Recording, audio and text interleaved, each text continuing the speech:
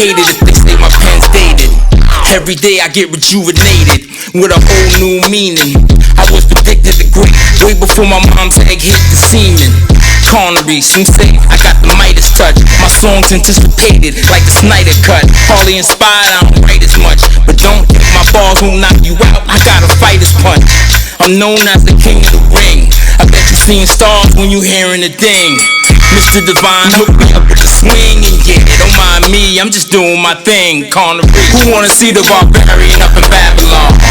It's showtime, turn the cameras on.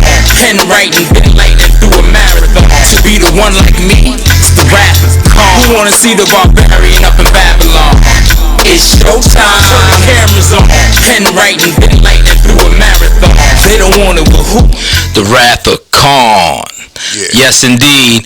VIGGA Radio, we are live once again. We've been back. We've been gone for a few, but we back like something's new. Elus is in the building.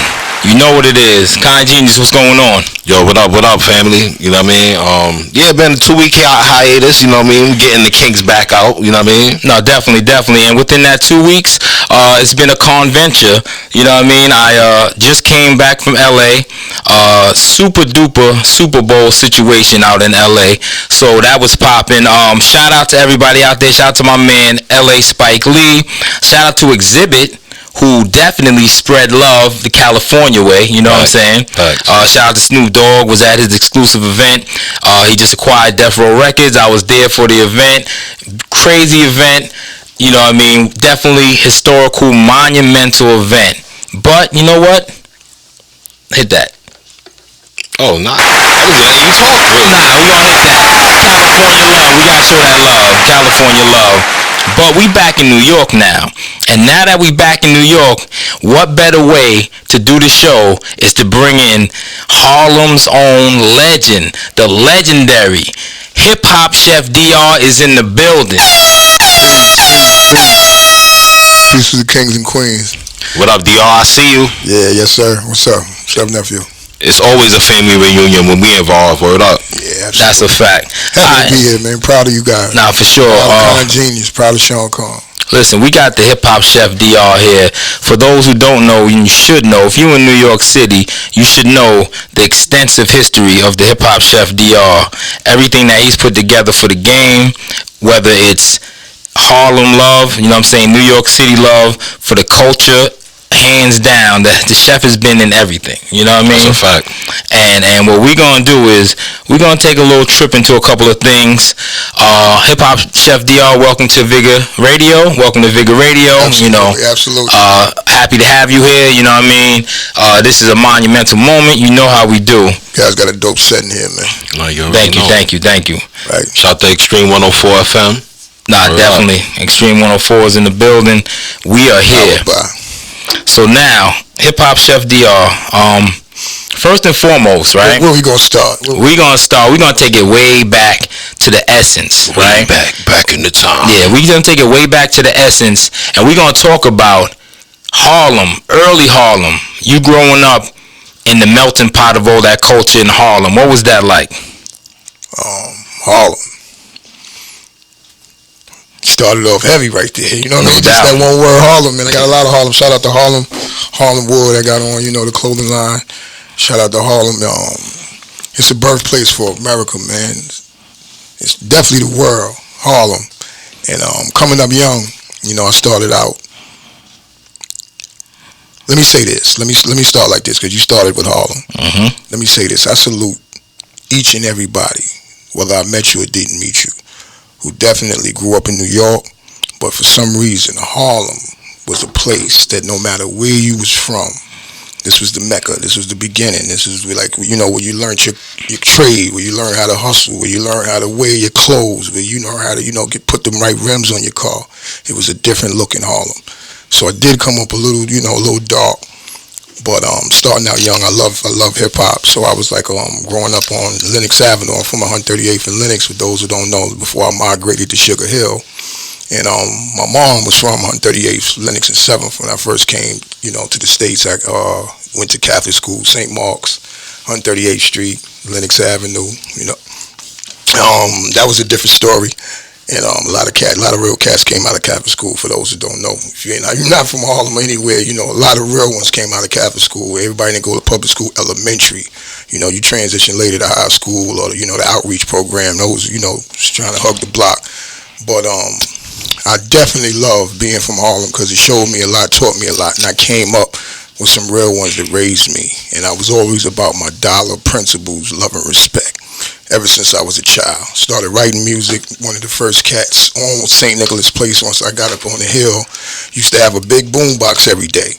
You know, one of the biggest boom box you can hear. And I used to record video music box on cassette tapes and Hot 97 and Mr. Magic. And I was walk up and down the block before I knew what the real block was. And, you know, the batteries alone was double A's. You remember back then, you needed triple D's in your big radio. So, you know, 12 and 13 years old, buying my own batteries, you know, switching up my sneakers, you know, the daytime, nighttime sneakers. I just came up a little different, and I saw a lot, and I learned from a lot. And a lot of real ones always embraced me, and I can say that. Okay, well, that's dope. And I must say, hands on, me myself, being able to come to Harlem in the summertime. You know, I'm from Queens, so the atmosphere was different in Queens. You know what I mean? It was a different atmosphere.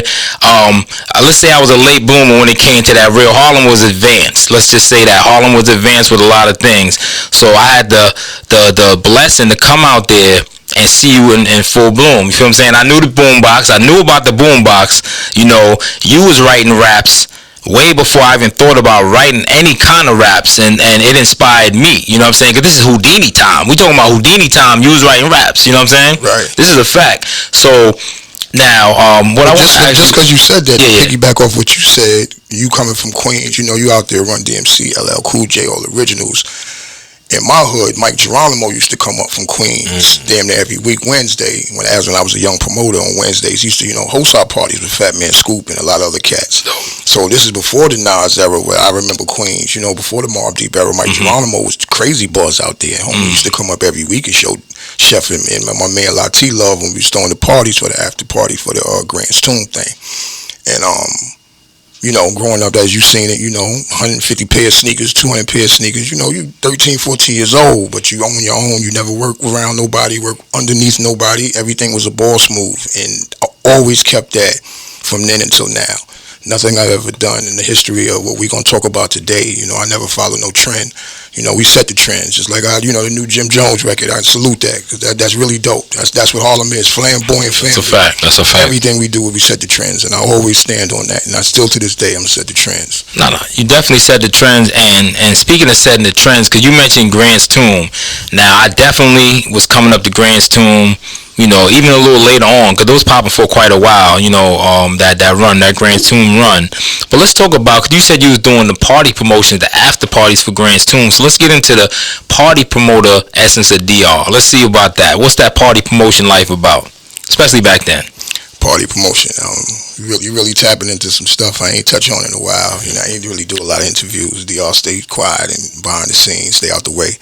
But the party promoting scene, I was at this time, I'm still from St. Nicholas Place on 53rd Street. I got my own brownstone at the time. For those that know what I mean when I say my own brownstone, doing my own thing and minding my business. I'm in between 55th and 50th, doing my numbers. And at this time, there was a place called Club 2000. For those that you know from the streets, Mecca or Unique, you know, he had this thing in a frenzy. And this is Final Four era. This is when Sparkle Entertainment was heavy. You know, the older cats. I had brothers such as like Big Vinny and Denny Mo, Dennis and Butch, Reggie Wells. It was certain cats that me and my brother Latif, Fat Boy, was able to contact, you know, in real time and, you know, get some information on how to move. And we moved strategically. The hottest thing that we knew about, besides Harlem Week, I don't care where you was from in New York. You could be Staten Island, Long Island, Westchester. You came to Harlem Week. You walk up and down from 1st Avenue to 12th Avenue because there's a million women involved, and you know you buying hot dogs, and it just was an insane time. And me and my partner decided to do the after party for the hottest venue in New York. No matter where you was from, you was going to Grant's Tomb, get some good food, listen to some of the best music, jazz or hip hop, soul, whatever you was going to hear for free. This was everything, and we had the hottest club out. And we also set the trend. Let me be clear. As we tell the story, I'm going to make sure that I put in the work that we put in. One of the first promoters on Wednesdays, one that was packed every Wednesday, can't get in. Shout out to SNS and DJ Conspiracy, Top Boogie. It was some cats that really rock with us. Reggie Wells, Lady D Wells, KC the Prince of Soul. We gave away awards. Me and my partner was one of the first cats back in the early 2000s to give salute to other promoters, other DJs, radio stations, you know. So we gave some of the cats that could put the plaque on their wall. And salute to all those, you know, in the game that's doing their thing. But a long time ago, we had that vision. And I'm proud to see that some people, some brothers and sisters followed that path. Nah, that's a big salute. I had to do the applause. Yeah, you know what I mean? That was just a big moment. Right up. Now, you know, this historical, legendary life of DR. We're gonna talk about some more things though, because one thing also, which as you see I'm doing now, you was doing a long time ago as far as hosting a program. So let's talk a little bit about this run, because shout out of course to Ralph McDaniels, the originator of Video Music Box, legendary, who put us all into perspective. But right in that same era, let's talk about you being a video show host yourself for a long run, and all the amazing legendary people that you interviewed. Wow, this reminds me of conversations with like godmother of hip hop, Maria Davis, and you know my brother Barlow, King James, and you know just certain flamboyant. Like we sit around and talk. You know, I keep everything under my hat. And thank you for even mentioning that. I haven't talked about the video life in quite some time. And when I started it, it wasn't about the videos. It was about the lifestyle I was doing, and I was around a lot of entertainers at the time. You know, God bless. You know, shout out to Broadway, 150 for Broadway. My old bomb squad. I ain't never afraid to salute the brothers in the movement, man. I'm proud to have history with those cats in 051, and a lot of entertainers used to come through and really hang out with us. You know. Shout out too many, but it's a couple of people deserve, a little shout out because they was really there. The Junior Mafia crew and, Christopher Williams and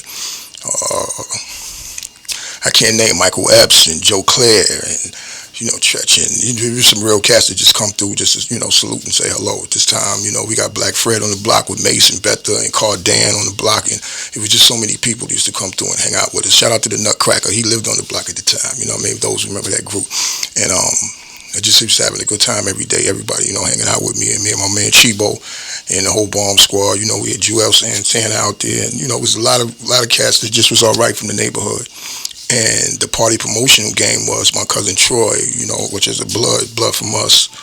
In Greensboro, North Carolina, he had a video show called Spot Television, Supreme People Operate Together Television, and it was really, really dope. Him and his wife, Queen V, they had a vision. And being that I'm tapped in up here in a major way, it made sense because, everybody knows such as the music today, now it has switched. That's the place that's hot now.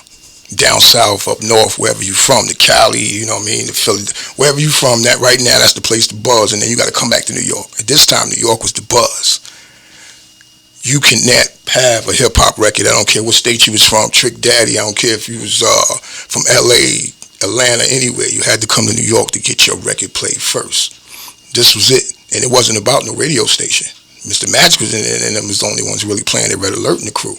So it was about underground television. So it made sense, instead of waiting to go to Greensboro, North Carolina for the artists to jump on, we get them first in New York. So first time they tap in with their record label, whatever first deal they signed, Daddy Rich got the footage. So between, my connections through Queen V and T-Roy, as me growing in the game, and, I'm getting connected, and now I'm interviewing everybody.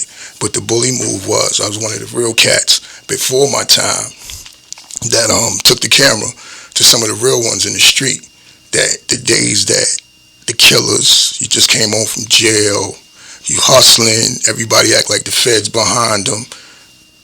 Let's be clear, I had the camera on them. I got that footage. Y'all all gonna see it on my life story documentary. You know what I'm saying? God bless all those who ain't here no more that you will see on my life story as well. But some real ones showed up for me, and nobody told me no. Nobody told me no. Spot TV was birthed, it was born, and shout out to, like you say, Uncle Ralph and Nasty Videos. I got brothers in the game such as Jules, the director behind the Lens TV, D. Mitch, Ken Murphy, Big Nasty.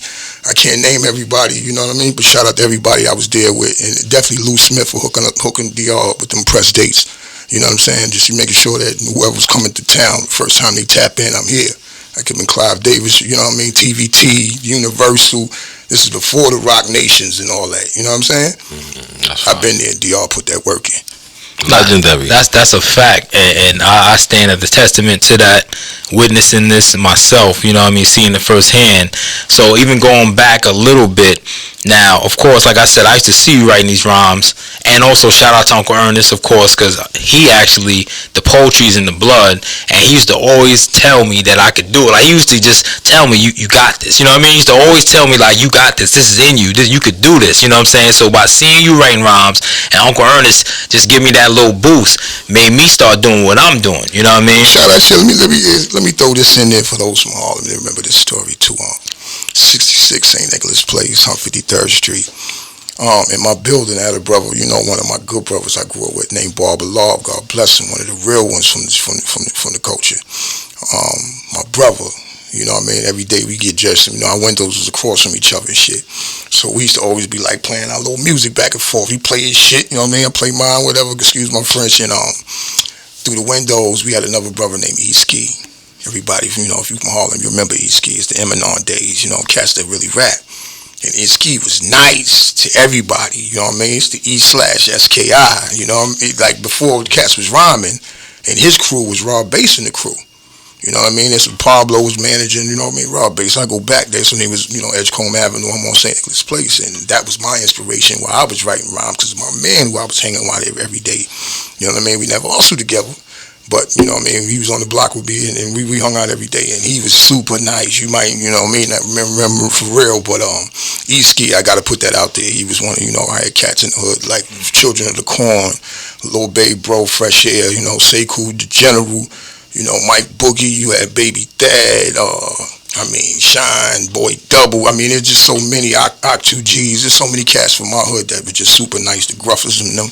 You know, 40th Street, you know, it's a whole lot of the whole 40 Wolf game, you know what I mean, still to this day. Paulie and Head Ice and, you know what I mean, I rock with everybody that rock with me, man, you know. Harlem got that rich history, I ain't gonna hold you. Nah, rich history, shout out also Big L, rest in peace. You know, I had the pleasure of meeting him, and just seeing the amount of bars, like I'm thinking a hot 16 was something to say, and he had like a hot 60 straight out the oven, made me want to write longer rhymes just because of that. So now, speaking of rap, and you mentioned Sekou, so we're going to get into, because as far as my career... Can I give you a PSA? What's before that? we get into the general? Sure. PSA, as you tap in, I'm going to tap in back with you, so we don't leave no stones unturned. All right. Behind the Lens TV, Jules the director, Big L's family, and those that are involved. I don't know all parties involved, but I'm going to definitely salute this. It needs to be said. They're going to unveil Lamont Cohen's Big L Way on his block. It's already covered. That's fine. In a day or two, wherever they're going to do it, it's been known to me to let me know. And I'm just saying to you guys, for whoever's tuned in, whoever's listening, that they're about the name, no different than Jam Master Jay got his, Big Pun got his, you know, certain cats that put the work in. So now they got the Big L, 40th and Lennox coming. That's fire. Well deserved. Well, I mean, long overdue and well deserved. Shout out, like I said, great person, real cool guy. He opened the door for a lot. You know what I mean? A lot wouldn't be possible if it wasn't for L. Shout out to Big L. As far as the hip hop, you know what I mean? Word. That's a fact. Shout out to Big L, and you know, stand spitting, you know, roughed up enough. Listen, you know, Children of the Corn, that whole everybody who ever met you, man. If I know you, man, you know, the whole bakery crew, you know. Listen. This with DR do. I stand on a different honor, man. We gonna talk about it. Big L is the reason that I even started writing rhymes longer than 16 bars. Cause the day that I met him, and shout out to Marquita, you know what I'm saying? Shout out to Marquita because she was definitely, what's up, Queen? She definitely was the one that after I did my first demo, shout out to Luke Cage with CeeLo at the time. Shout out to Cage. When we did our first demo, she took me under the wing. She started bringing me around Lord Finesse. She started bringing me around Queen Latifah, all these people. And the one day that I met Big L, which he had the white label Ebonics, and he brought us to Finesse Crib, so I was one of the first people to ever hear Ebonics.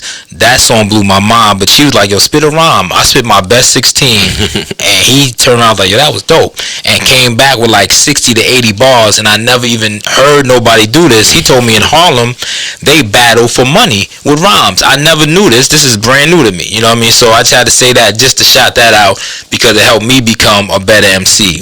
Now, speaking of being an MC, You know what I mean? There are a trio of MCs that DR merged together like Voltron. All of us doing our own thing. I was one of them. I'm gonna let DR tell this story though, but I was doing my thing. Sean Conn came out with the one.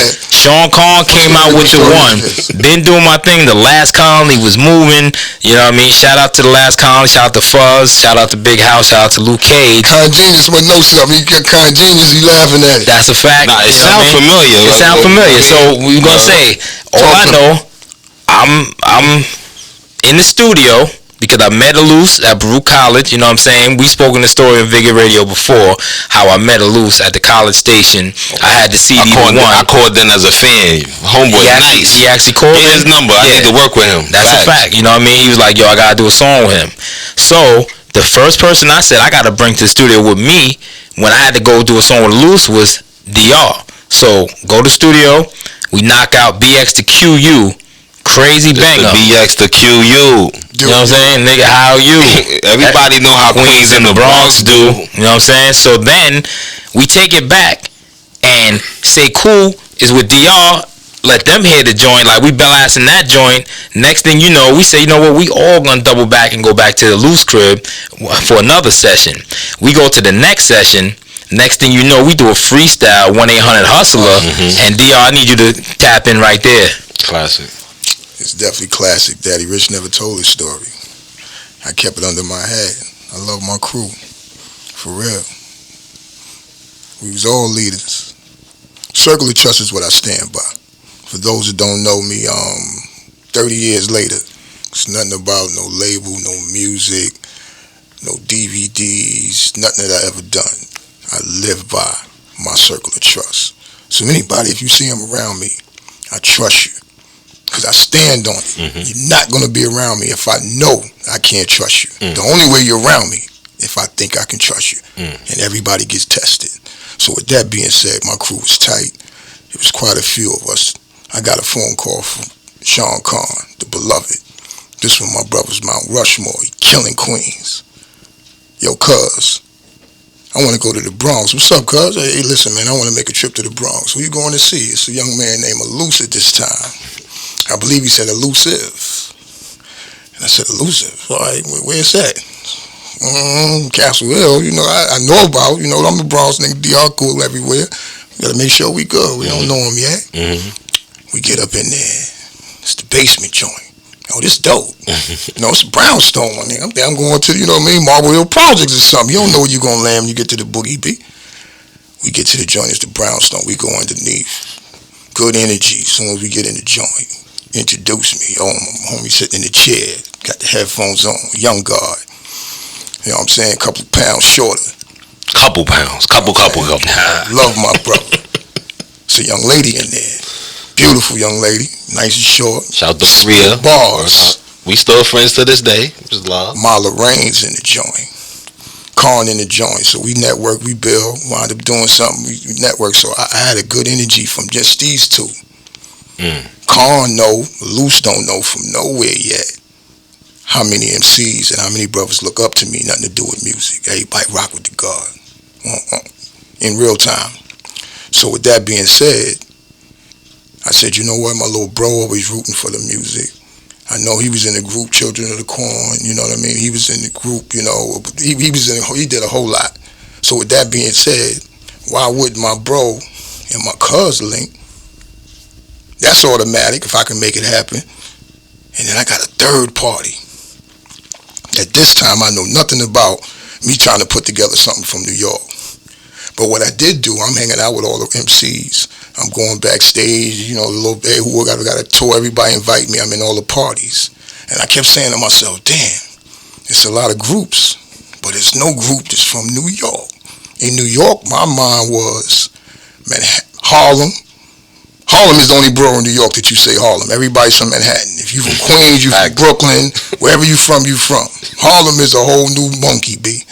Let's be clear. So Harlem, Bronx, and Queens. And automatically in my mind, I wanted Brooklyn too. So it was supposed to be a 4-man group in my mind because I'm making this up. So I said, you know what? One day, we all went. Just like he just said, Frsh came. We did the 1-800-HUSTLER. It came out fire. Oh, dear. I'm listening to the radio. I'm tuning into the mixtapes. I let Ron G hear it. I let Mel Star hear it. I let T-Rock hear it.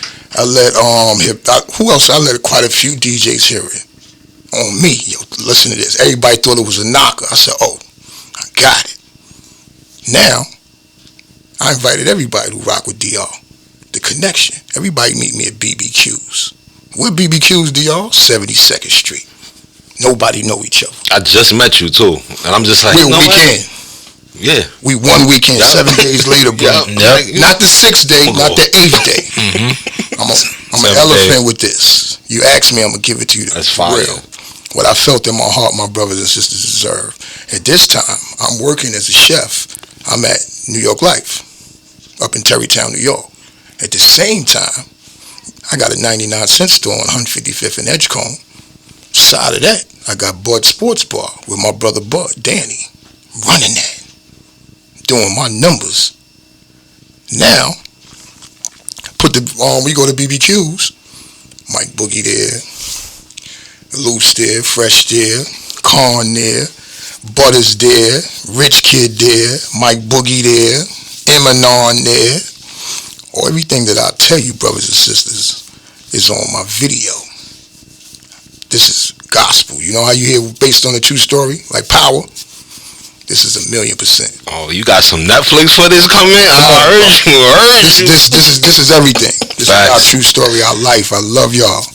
I do something for y'all. My vision was everybody at the table. We're gonna do this together. It's one circle of trust. At this time, I'm working at Lennox Lounge, so you heard how many jobs I already had. At the same time, when I want to, when I can book myself, when Sean Conn, when she allowed me to, I'm the chef at the Lennox Lounge at this time. So now I'm moving in unison. So I'm free, I'm doing whatever. We build on the whole crew come together. It's about 13 of us in BBQs. Go around the table, what you think we should do, everybody's opinion count. It wasn't about DR. I just wanted everybody to win and want everybody together. Everybody at the table had an individual relationship with me. Nobody knew each other. This is my circle of trust. If you sit down at this table with me, we're going to break bread and share a colada. You good money with me. And that's where we went. So we took notes, and I asked everybody their own opinion.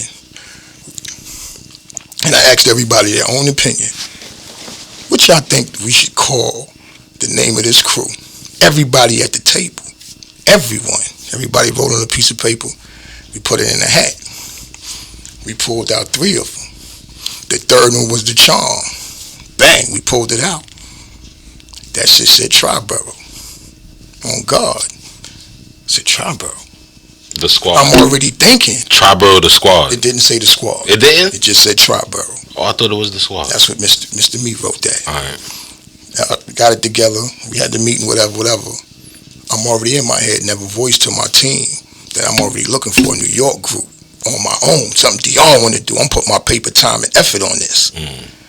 It just so happened the 3 brothers that merged and married the game. The 4th person I wanted to be was the DJ from Brooklyn. I couldn't get my hands on nobody I could trust. So it wasn't about a DJ. I know everybody. It was a matter you personally know me, like I personally know everybody that was rocking with me. I got a relationship with everybody. Elus was the only one at a COT from A1 that I didn't have the 10-year relationship with, 20-year relationship with. Facts. But now we got 100 years in. That's a fact. Automatic. Family, man. Nothing, there's no way to change that. Unbreakable bond.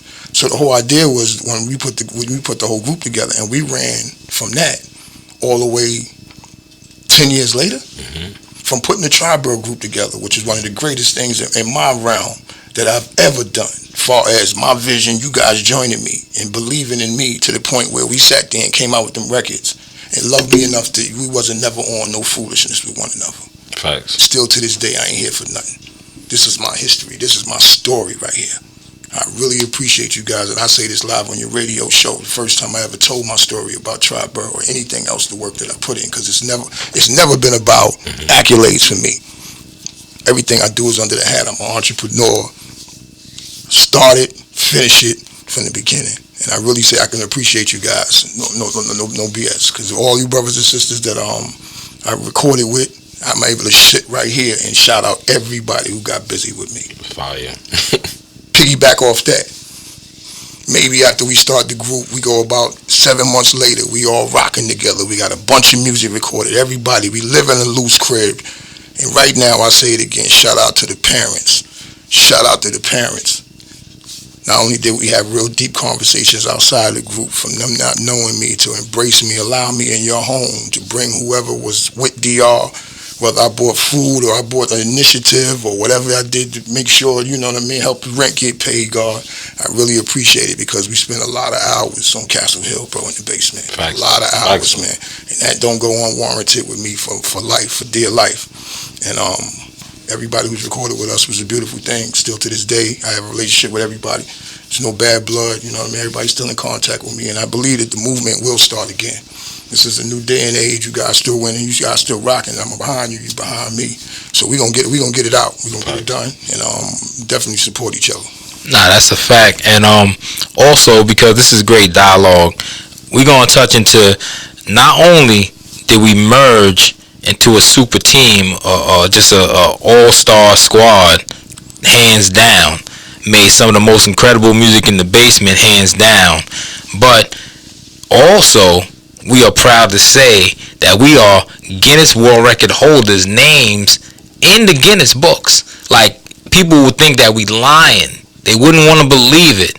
DR, let them know what are we? We are in the Guinness book for what? For the longest hip-hop event known to man. And that's for real. 25 hours was the second time we did it. The first time was 24. You know, we ended up with 28. And with that being said, to piggyback off that, it's a lot of history here, and I don't mind telling it because I'm homebound. You know, I'm comfortable, and like I said, everything was gonna go on my life story to the grave. And I remember my brother Uncle D, Brownsville, real dude. And at this time, like I said, I'm doing the food up in New York Life, and my brother was one of the agents there. You know, big time cat, and he's from Brooklyn. And we got a real strong relationship. Maybe 4 years later, you know what I mean, I'm doing my thing now. We hang out sometime. And he told me, he said, yo, DR, my boy's from Brooklyn is doing something in Harlem. I said, what's up? What's up, D? You know, he real street dude. You know what I mean? I can imagine what he telling me these cats from Brooklyn doing up in Harlem. He said, nah, it ain't like that, man. You know, they trying to do some hip-hop stuff. I said, what's up? He said, being that, you know, let me hear the music, we ride home together, you know, I drive to work, he drive to work, we listen, we tune into each other. And he said, my brothers from Brooklyn has opened up a cultural center. And I said, a cultural center? You know, what you talking about, bro? You know what I mean? At this time, like I said, I got the 99-cent store, I got the, you know, Buzz Sports Bar, I'm running one of the roughest joints in the neighborhood. Not everybody can know everybody's allowed in there, like for real. And I wound up going to meet the brothers. They wound up, you know, some good energy from the first time we met. Shout out to Paul Christie and Curtis Sherrod and you know, a lot of other brothers I met. DJ Silver Surfer. And, I mean, it was just so many to name. Terry, Ron, God bless. I can go through the archives. DR, man. And when I stumbled on the spot, I was impressed. You know, it was damn near, you know, the whole second floor in the Magic Johnson Theater, which is Buffalo Wild Wings now, was the Hip Hop Cultural Center. And you know, it was a piggyback thing. You know, I don't know them, they don't know me. Even Uncle D introduced me, so I felt, I found a way to get those brothers that I went and seen they spot in the Cultural Center, because they got some upscale. You know, I invited them up to 55th where it get dirty at. You know, I want y'all to come see what the chef got. You know, we in there every day, my whole team, the whole circle of trust. I don't care where you at. You in the 99-cent store. I close the joint, we pull the gate down, we home. That's on God. These brothers sitting here to tell you. Facts, though. You know what I'm saying? And at the end of the day, we wound up merging, we wound up meeting, and we wound up greeting. And it was no turning back once DR met them and they met me. You know, the energy was just, you know, unbearable, and we wound up, you know, I just become, you know, a wallpaper. So by that time, maybe like a week later, I get a call. My boy Elus hit me. You know what I'm saying? And he said, yo, DR, man, yo, me and Conn going to this joint. And I'm like, word? I said, what joint you going to, Lucy? Like, yo, bro, I just heard this thing on, what did you tell me? It was on the radio? Music Choice. I worked at Music Choice at the time. That's a fact. He was like, yo, you said you told Conn. As soon as you heard about it, like, yo, bro, we going uptown. And I said, oh, word? That's dope, bro. Say nothing. All right, a day or two go by later, you know what I mean? I think I broke the news maybe before I just got there, whatever. But I was like, yo, I met them guys. And, you know, they all right or whatever. I'm not in yet. Remember, the Rapathon hadn't started. We just meeting them. They just opened the joint. They ain't giving no event yet. The first event in the joint was the Rapathon. So we wound up getting in there. And because I became good money with everybody outside of the spot, and, you know, we hanging out a little bit, built a little relationship. Now we doing a little business. My team and the brothers that I invited in for some reason got a better light. You know, not being biased at a Rapathon. We ain't win no awards on the strength of it. It was about bars. But and we held it down. That first year, we was on deck. It was teams not showing up. The COT team was so tight compared to, because remember, everybody else's team in the Rapathon, even though it's not biased, it wasn't on purpose, nobody knew. But what DR brought to the table, my 14 members knew each other somehow, some way. We recording together. Now we hanging out outside each other. Everybody's on 55th Street with me. Right. Besides going to the Rapathon, everybody else's group, 2 o'clock, 3 o'clock, 4 o'clock, they don't know each other. Right. It's no practice. It's no, I mean, it ain't like we spitting bars, but it's just like no different than the battle rappers they used to be, you know, in the record store. Yeah. Spitting them different bars that we up on URL stage. You know what I mean? It's the beginning. We come from the beginning of the grind. You know what I'm saying? With DR out there, we pressing up CDs. I'm on the corner selling these joints. The big dog. I got it going on. I'm still out here. My crew to co-sign it. Everything is a lesson. I ain't too proud of nothing.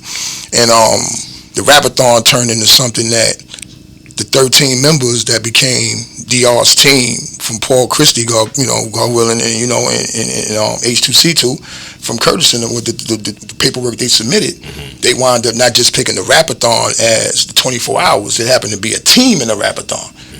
You know what I mean? Let's be clear, because that's what it says. Right. DR's team, and it has the members on the team in parentheses. Right. So it does have the Rapathon for being the longest event, and also has a team involved. So we able to stand on making it to the Guinness World Records with some NBA players, some NFL. It depends on where you want to be. You got some big rappers with the money longest with the 100 chains on. You ain't in the Guinness Book of World Records, God. Let's be clear. So we can stand on that and actually use that in our bio. That's your resume. That's your DNA. We did something. That's a fact. Nah, that's a big fact. Longest continuous rap cipher in history. Our names are etched out in the Guinness World Record books. DR's team with our names put in the record books. And on top of that, not only did we become in the record books of it, but also the greatest team, which was our team, also that year was invited to Summer Jam. Now remember, we went to Summer Jam that year, and we opened up the Summer Jam stage. Exactly. Outside before the Summer Jam. Exactly. You know what I'm saying? So just be clear, that's everybody tuned in. The stage, Little Mama that year. She exactly. Was on stage too. So just know the history that we broke the record, then went to Summer Jam and opened up the whole Summer Jam. You know, so just to be clear, how powerful that year was, and Where Did the Game Go came out the year before that, which was TRIBORO's first mixtape, which is a powerful, classic mixtape that we're going to have to revisit and bring that back out to the world. 1,000,000%. That's a fact. 1,000,000%.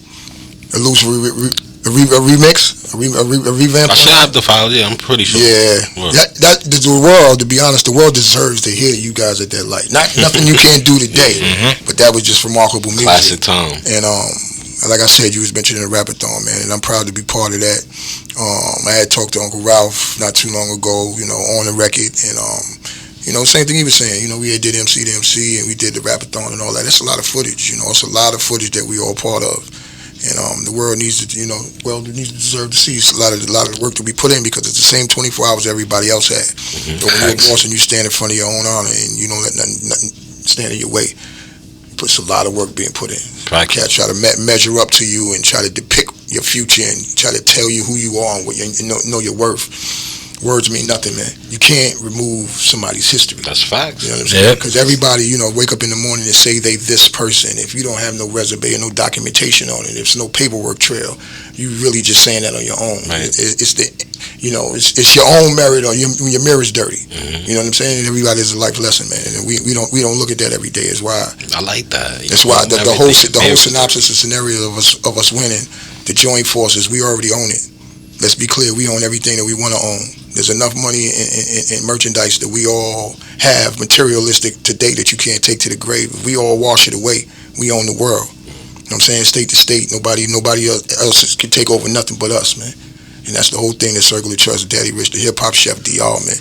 I'm a brand, man. And being that, I want to make sure that it's solidified as a brand in a business, not just your friend or your homeboy, because I want to inspire. I don't want none of this just for me. It's for the next generation, for the children that come up behind me, that they can take it along and go with them, and the kids and the next generation. It's never about us, man. That's a fact. And also, because of all these experiences that I was through, all we did, all I've done from before till now, till that moment, is why I even started using the moniker Hip Hop Secret Agent, because there's so many things that I've witnessed, that I've been part of. We were on stage with the Cold Crush, performing with the Cold Crush brothers. Dougie Fresh is beatboxing while we rhyming. All these things that the White House lawn, performing on the White House lawn, black lyrics in front of the White House. All the stuff that we did. If I was to turn around and tell somebody, I did this, that, and the third, they would think I'm lying. So I started using Hip Hop Secret Agent because my life is a mission. You feel what I'm saying? It's a secret mission, actually, because things that you didn't see, it really did happen. You feel what I'm saying? These things happen, so I go by Hip Hop Secret Agent because of all these experiences. So now, what I do want to talk about as well is because not only you have the legendary status, you did everything, came up in the streets, but then you moved yourself from the streets into the corporate world as well. You do have a cigar line. You are the hip-hop chef. You do major corporations. But let's talk some about the cigar line, first of all, because that's being a boss right there, having your own cigar line. Let's talk a little bit about that. DR Cigars, independent brand. The blueprint to DR Cigars, never always been a heavy cigar smoker. Every now and then, growing up, taking trips, international, national, trips like that. Every now and then, sophisticated kind of, boss look, have a cigar and something to sip on light. Everybody know the chef don't really drink, so, I marry it sometime and pair it with the right stick. But through H2C, through the Hip Hop Culture Center, through Emcee Ray, Touch of Class, and also Joey Mecca, which is part of the Boogie Boys. We started a group called the Cigar Boys. And Cigar Boys is well-rounded, it's three of us and three elegant grown men that love cigars and love sticks. And, we believed in it so much that outside of the music, and we actually put a whole full project together. I believe it was 13 songs, fully mixed by J.D. Rome, Boogie Boy, Papa Hot. We also had Joe Ham, who did a lot of the music for the Cosby Show. Quite a few producers, but full-rounded project. And like I said, this is the time that we really got into the cigar game. Really, aficionados studying and learning it, going to cigar bars, trying different tobaccos, traveling different places, hand rolling different sticks and different Fonto. But after we submerged from doing the album, it didn't really do as what we thought it was going to do, because the project never really came out due to behind the scene business and things of that nature.